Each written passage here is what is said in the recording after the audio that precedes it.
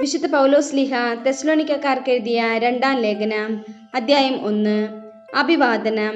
പൗലോസും സിൽവാനോസും തിമോഥെയോസും കൂടെ നമ്മുടെ പിതാവായ ദൈവത്തിലും കർത്താവായ യേശുക്രിസ്തുവിലുമുള്ള തെസ്സലോനിക്കക്കാരുടെ സഭയ്ക്ക് എഴുതുന്നത്.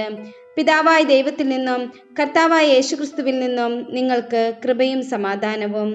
പ്രശംസ പ്രാർത്ഥന. നിങ്ങളുടെ വിശ്വാസം സമൃദ്ധമായി വളരുകയും നിങ്ങൾ ഏവരുടെയും പരസ്പര സ്നേഹം വർദ്ധിച്ചു വരികയും ചെയ്യുന്നതിനാൽ സഹോദരരെ, നിങ്ങൾക്ക് വേണ്ടി എപ്പോഴും ദൈവത്തിന് ഉചിതമാം വിധം നന്ദി പറയാൻ ഞങ്ങൾ കടപ്പെട്ടിരിക്കുന്നു. അതിനാൽ നിങ്ങൾ ഇപ്പോൾ സഹിച്ചുകൊണ്ടിരിക്കുന്ന എല്ലാ പീഡകളിലും ദുരിതങ്ങളിലും നിങ്ങൾ പ്രകടിപ്പിക്കുന്ന സ്ഥൈര്യത്തെയും വിശ്വാസത്തെയും കുറിച്ച് ദൈവത്തിൻ്റെ സഭകളിൽ വെച്ച് ഞങ്ങൾ തന്നെ അഭിമാനിക്കാറുണ്ട്. ദൈവരാജ്യത്തിന് വേണ്ടിയാണല്ലോ നിങ്ങൾ കഷ്ടപ്പാടുകൾ സഹിക്കുന്നത്. ആ ദൈവരാജ്യത്തിന് നിങ്ങൾ അർഹരാക്കപ്പെടണമെന്ന ദൈവത്തിൻ്റെ നീതിപൂർവകമായ നിശ്ചയത്തിനുള്ള തെളിവാണിവയെല്ലാം.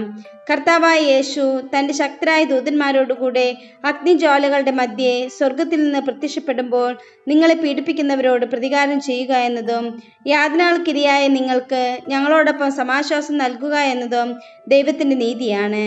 അപ്പോൾ അവൻ ദൈവത്തെക്കുറിച്ച് അജ്ഞത പുലർത്തുന്നവർക്കും നമ്മുടെ കർത്താവായ യേശുക്രിസ്തുവിൻ്റെ സുവിശേഷം അനുസരിക്കാത്തവർക്കും എതിരായി പ്രതികാരം ചെയ്യും. അവർ കർത്താവിൻ്റെ സന്നിധിയിൽ നിന്നും അവൻ്റെ ശക്തിയുടെ മഹത്വത്തിൽ നിന്നും തിരസ്കരിക്കപ്പെട്ട് നിത്യനാശം ശിക്ഷയായി അനുഭവിക്കും. കർത്താവ് തൻ്റെ വിശുദ്ധരിൽ മഹത്വപ്പെടുന്നതിനും ഞങ്ങൾ നിങ്ങൾക്ക് നൽകിയ സാക്ഷ്യം മുഖേന വിശ്വാസികളായവരിലൂടെ കീർത്തിക്കപ്പെടുന്നതിനുമായി ആ ദിവസം അവൻ വരുമ്പോൾ ഇത് സംഭവിക്കും. നമ്മുടെ ദൈവം നിങ്ങളെ തൻ്റെ വിളിക്ക് യോഗ്യരായി പരിഗണിക്കുന്നതിനും നിങ്ങളുടെ എല്ലാ സതുദ്ദേശങ്ങളും വിശ്വാസത്തിൻ്റെ പ്രവൃത്തികളും തൻ്റെ ശക്തിയാൽ പൂർത്തിയാക്കുന്നതിനുമായി ഞങ്ങൾ സദാ പ്രാർത്ഥിക്കുന്നു.